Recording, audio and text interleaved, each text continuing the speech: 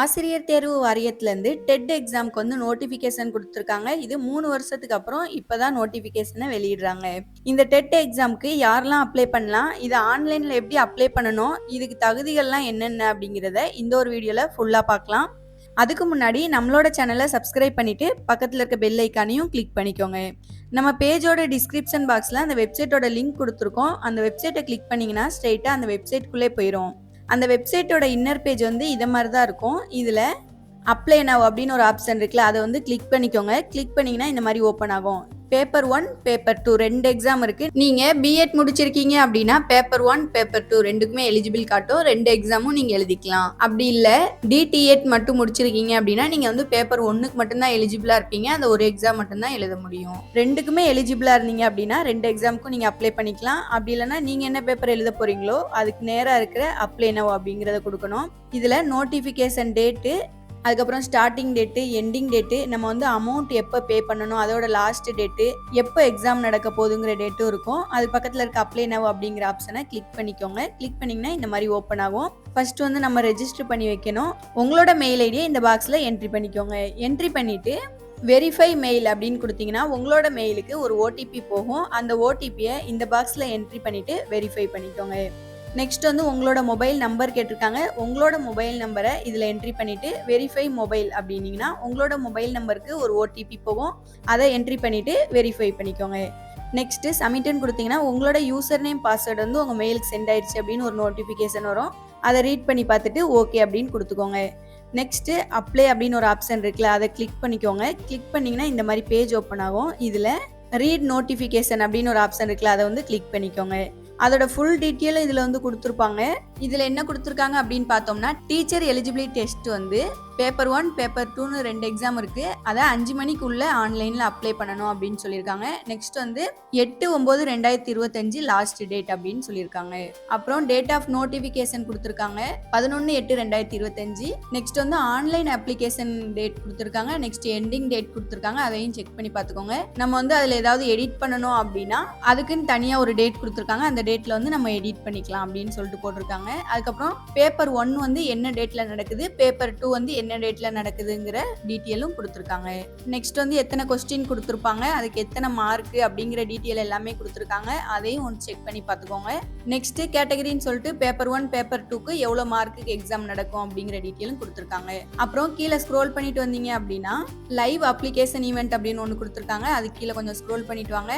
Instruction to candidate அப்படின்னு கொடுத்துட்டு கீழே ரீட் இன்ஸ்ட்ரக்ஷன் அப்படின்னு ஒரு ஆப்ஷன் இருக்கு. அதை வந்து கிளிக் பண்ணிட்டு உள்ள போங்க. இது என்ன அப்படின்னு பார்த்தோம்னா நியூ அப்ளிகண்ட்னு கொடுத்துருக்காங்க. ஃபஸ்ட்டு நம்ம வந்து இப்போ தான் ஃபஸ்ட்டாக எக்ஸாம் எழுத போகிறோம் அப்படின்னா என்னென்ன ப்ராசஸ்லாம் நம்ம முடிக்கணும் அப்படிங்கிற டீட்டெயில் கொடுத்துருக்காங்க. நெக்ஸ்ட் என்ன அப்படின்னா என்னென்ன ஸ்டெப்லாம் நம்ம ஃபாலோ பண்ணணும் அப்படிங்கிற டீட்டெயில் கொடுத்துருக்காங்க. ஒரு 13 இது இருக்குது. அதையும் செக் பண்ணி பார்த்துக்கோங்க. அதுக்கப்புறம் டீட்டெயில்ஸ் ஆஃப் அப்ளிகண்ட் அப்படின்னு ஒரு ஆப்ஷன் இருக்குல்ல, அது என்ன அப்படின்னு பார்த்தோம்னா எக்ஸாம் எழுதுறவங்களோட டீட்டெயில்ஸ் எல்லாமே என்னென்ன கொடுக்கணும் அப்படிங்கிறத கொடுத்துருக்காங்க. அப்புறம் அப்லோடிங் ஆஃப் டாக்குமெண்ட்டுன்னு கொடுத்துருக்காங்க. நம்ம என்னென்ன டாக்குமெண்ட்லாம் அப்லோட் பண்ணணுங்கிற டீட்டெயில் இருக்கும். அதையும் செக் பண்ணி பார்த்துக்கோங்க. லாஸ்ட்டாக ப்ரிவ்யூ அப்படின்னு ஒரு ஆப்ஷன் கொடுத்துருக்காங்க. அதையும் ரீட் பண்ணி பார்த்துக்கோங்க. நெக்ஸ்ட்டு இந்த பேஜில் வந்து லாங்குவேஜ் செலக்ட் பண்ண சொல்லியிருக்காங்க. நீங்கள் வந்து என்ன லாங்குவேஜில் எக்ஸாம் எழுத போகிறீங்களோ அந்த லாங்குவேஜ் வந்து இந்த பாக்ஸில் செலக்ட் பண்ணிக்கோங்க. நெக்ஸ்ட்டு இந்த ஆப்ஷனை கிளிக் பண்ணிவிட்டு நெக்ஸ்ட் அப்படின்னு ஒரு ஆப்ஷன் இருக்குல்ல, அதை வந்து கிளிக் பண்ணிக்கோங்க. இந்த மாதிரி ஓப்பன் ஆகும். இதில் ஃபஸ்ட்டு வந்து உங்களோட நேம் கேட்டிருக்காங்க. உங்களோட நேமை இந்த பாக்ஸில் என்ட்ரி பண்ணிக்கோங்க. நெக்ஸ்ட் இன்சில் கொடுத்துக்கோங்க. ஜெண்டர் கேட்டிருக்காங்க. உங்களோட ஜெண்டரை செலக்ட் பண்ணிவிட்டு நெக்ஸ்ட் வந்து வேலிட் ஃபோட்டோ ஐடி கார்டு கேட்டிருக்காங்க. அதில் வந்து ஆதார் கார்டுன்னு செலக்ட் பண்ணிக்கோங்க. நெக்ஸ்ட் வந்து valid photo ID proof card நம்பர்னு கேட்டிருக்காங்க. உங்களோட ஆதார் நம்பரை இதில் என்ட்ரி பண்ணிக்கோங்க. நெக்ஸ்ட் வந்து டேட் ஆஃப் பர்த் கேட்டிருக்காங்க. உங்களோட எஸ்எஸ்எல்சி மார்க் ஷீட்டில் இருக்க டேட் ஆஃப் பர்த்தை இதில் வந்து என்ட்ரி பண்ணிக்கோங்க. நெக்ஸ்ட் வந்து ஃபாதர்ஸ் நேம், உங்களோட அப்பா நேம் கேட்டிருக்காங்க. உங்களோட அப்பா நேமை இந்த பாக்ஸில் என்ட்ரி பண்ணிக்கோங்க. நெக்ஸ்ட் வந்து மதர் நேம் கேட்டிருக்காங்க. உங்கள் அம்மா பேரை இதில் கொடுத்துட்டு அப்புறம் வந்து நேஷ்னாலிட்டி கேட்டிருக்காங்க. அதையும் செலக்ட் பண்ணிக்கோங்க. நெக்ஸ்ட் உங்களோட ஸ்டேட் கேட்டிருக்காங்க. ஸ்டேட்டை செலக்ட் பண்ணிவிட்டு ரிலிஜியனையும் செலக்ட் பண்ணிக்கோங்க. நெக்ஸ்ட் வந்து கம்யூனிட்டி டீட்டெயில்ஸ் கேட்டிருக்காங்க. ஃபர்ஸ்ட் வந்து உங்களோட கம்யூனிட்டியை செலக்ட் பண்ணிக்கோங்க. இது ஓகேவா அப்படின்னு கேட்கும். எஸ் அப்படின்னு கொடுத்துக்கோங்க. நெக்ஸ்ட் வந்து நேம் ஆஃப் த சப்காஸ்ட்னு கேட்டிருக்காங்க. அதையும் ஃபில் பண்ணிக்கோங்க. அதுக்கப்புறம் is community certificate issued with father mother name அப்படின்னு கொடுத்துருக்காங்க. இதில் வந்து ஃபாதர் நேம் அப்படின்னு கொடுத்துக்கலாம். அப்புறம் வந்து is the community certificate issued by the Tamil Nadu government. இந்த சர்டிஃபிகேட் வந்து கவர்மெண்ட்லேருந்து வாங்கினீங்களா அப்படின்னு கேட்டிருக்காங்க. எஸ்னா எஸ் கொடுத்துக்கோங்க, அப்படி இல்லைனா நோ கொடுத்துக்கோங்க. நெக்ஸ்ட் வந்து கம்யூனிட்டி சர்டிஃபிகேட் இஸ்யூடு பை அத்தாரிட்டின்னு கேட்டிருக்காங்க, அதையும் ஃபில் பண்ணிக்கோங்க. நெக்ஸ்ட் வந்து கம்யூனிட்டி சர்டிஃபிகேட் இஸ்யூடு டேட்டுன்னு கொடுத்துருக்காங்க, இந்த டேட்டை வந்து ஃபில் பண்ணிட்டு நெக்ஸ்ட் வந்து கம்யூனிட்டி சர்டிஃபிகேட்டோட நம்பர் கேட்டிருக்காங்க, அந்த நம்பரை இந்த பாக்ஸில் ஃபில் பண்ணிக்கோங்க. அப்புறம் இந்த ஆப்ஷனை கொடுத்துட்டு நெக்ஸ்ட் அப்படின்னு கொடுத்தீங்கன்னா ஓகே கேட்கும். ஓகே கொடுத்து உள்ளே போய்க்கோங்க.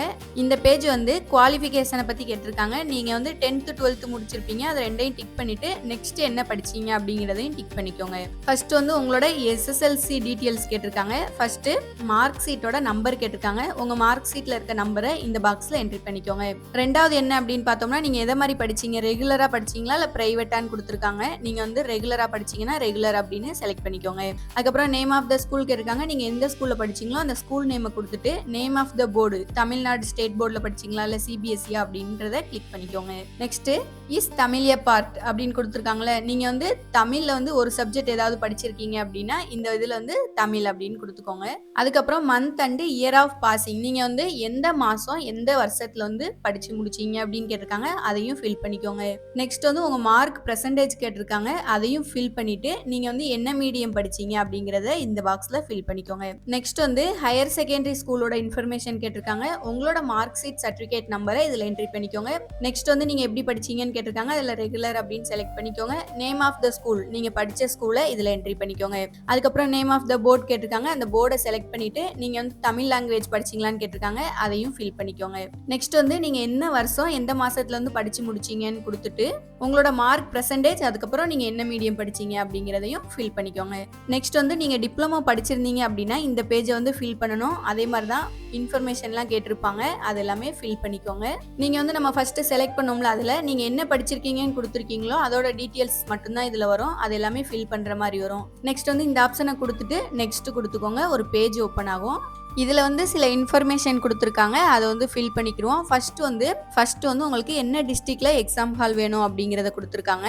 இதில் வந்து எல்லா டிஸ்ட்ரிக்குமே இருக்குது, அதனால உங்களோட ஓன் டிஸ்ட்ரிக்டே நீங்கள் செலக்ட் பண்ணிக்கலாம். நெக்ஸ்ட் வந்து உங்களோட நேமில் ஏதாவது கிரிமினல் கேஸ் இருக்கா அப்படின்னு கொடுத்துருக்காங்க. ஆம்னா ஆம் கொடுத்துக்கோங்க, அப்படி இல்லைனா இல்லைன்னு கொடுத்துக்கோங்க. உங்களை வந்து டீச்சர் ரெக்யூர்மெண்ட் போர்ட்லேருந்து பெர்மனண்ட்டாவோ அப்படி இல்லைனா கொஞ்சம் பீரியடுக்கு வந்து டிஸ்குவாலிஃபைட் பண்ணியிருக்காங்களா அப்படின்னு கொடுத்துருக்காங்க. அதுக்கு ஆம்னா ஆம் கொடுத்துக்கோங்க, அப்படி இல்லைனா இல்லைன்னு செலக்ட் பண்ணிக்கோங்க. நெக்ஸ்ட் வந்து எக்ஸாமினேஷன் ஃபீஸ் அப்படின்னு சொல்லிட்டு 600 ரூபாய் கொடுத்துருக்காங்க, அதையும் நோட் பண்ணிக்கோங்க. அப்புறம் இந்த ஆப்ஷனை கொடுத்துட்டு நெக்ஸ்ட் அப்படின்னு கொடுத்தீங்கன்னா அப்லோட் பண்ற ஃபைலோட பேஜ் வரும். இதுல ஃபர்ஸ்ட் வந்து அப்ளிகன்ட் போட்டோ, இந்த எக்ஸாமுக்கு அப்ளை பண்றவங்களோட போட்டோவை இதுல வந்து என்ட்ரி பண்ணிக்கணும். நெக்ஸ்ட் வந்து அப்ளிகன்ட் சிக்னேச்சர் கேட்டிருக்காங்க, எக்ஸாம் எழுத போறவங்களோட சிக்னேச்சரை போட்டோ எடுத்து இதுல வந்து அப்லோட் பண்ணிக்கணும். இதுல வந்து எவ்வளவு கேபிக்குள்ள அப்லோட் பண்ணணும் அப்படிங்கிற டீட்டெயில் கொடுத்துருக்காங்க, அதையும் ஒன்ஸ் செக் பண்ணி பார்த்துக்கோங்க. நெக்ஸ்ட் வந்து உங்களோட 10th மார்க் ஷீட் கேட்டிருக்காங்க, அதையும் அப்லோட் பண்ணிக்கோங்க. அதுக்கப்புறம் உங்களோட 12th மார்க் ஷீட் அப்லோட் பண்ணிட்டு நீங்க வந்து டிப்ளமோ படிச்சிருக்கீங்க அப்படி இல்லைன்னா 2 years 4 years அப்படி என்ன படிச்சிருக்கீங்களோ அதோட டாக்குமெண்ட் வந்து அதுக்கு நேராக வந்து அப்லோட் பண்ணிக்கோங்க. நீங்க வந்து காலேஜ் படிச்சிருக்கீங்க அப்படின்னா உங்களோட டிசி, போனஃபைட் சர்டிஃபிகேட்டு அந்த மாதிரி எதுனாலும் அப்லோட் பண்ணிக்கலாம். நீங்க வந்து ஒரு டாக்குமெண்ட் வந்து அப்லோட் பண்ணிக்கோங்க. நெக்ஸ்ட் இந்த 2 ஆப்ஷனையும் கிளிக் பண்ணிட்டு நெக்ஸ்ட் கொடுத்துக்கோங்க. ஆசிரியர் தேர்வு வாரியம் அப்படின்னு சொல்லிட்டு நம்ம போட்டோட நம்ம டீட்டெயில்ஸ் எல்லாமே கொடுத்துருப்பாங்க. உங்களோட கம்யூனிட்டி டீட்டெயில்ஸ், அதுக்கப்புறம் அட்ரஸோட டீட்டெயில்ஸ், எக்ஸாமினேஷனோட டீட்டெயில்ஸு, நீங்கள் 10th 12th படித்ததோட டீட்டெயில்ஸு, அது எல்லாமே ஒருக்கா கரெக்டாக இருக்கா அப்படின்னு செக் பண்ணி பார்த்துக்கோங்க. செக் பண்ணிவிட்டு தேர்வு கட்டணம் அப்படின்னு சொல்லிட்டு 600 ரூபாய் கொடுத்துருக்காங்க. அதுக்கப்புறம் உறுதிமொழி அப்படின்னு சொல்லிட்டு ஒரு 11 இது கொடுத்துருக்காங்க, அது எல்லாமே ஒன்ஸ் வாசித்து பார்த்துக்கோங்க. நெக்ஸ்ட்டு எல்லாமே டிக் பண்ணிவிட்டு சப்மிட்னு ஒரு ஆப்ஷன் இருக்குல்ல, அதை கொடுத்தீங்க அப்படின்னா பேமெண்ட் கட்டுற பேஜ் ஓப்பன் ஆகும். அதில் உங்களோட பேங்க் டீட்டெயில்ஸு, அதுக்கப்புறம் நீங்கள் வந்து ஆன்லைன் மூலயமா கட்ட போகிறீங்க அப்படின்னா அது எல்லாமே செலக்ட் பண்ணிக்கோங்க. செலக்ட் பண்ணிவிட்டு அந்த அமௌண்ட்டை பே பண்ணாலே போதும். இந்த வீடியோ உங்களுக்கு பிடிச்சிருந்தா லைக் பண்ணுங்கள், உங்கள் ஃப்ரெண்ட்ஸுக்கு ஷேர் பண்ணுங்கள். வேறு ஏதாவது அப்ளிகேஷன் வேணும்னா கீழே கமெண்ட் பாக்ஸில் கமெண்ட் பண்ணுங்கள்.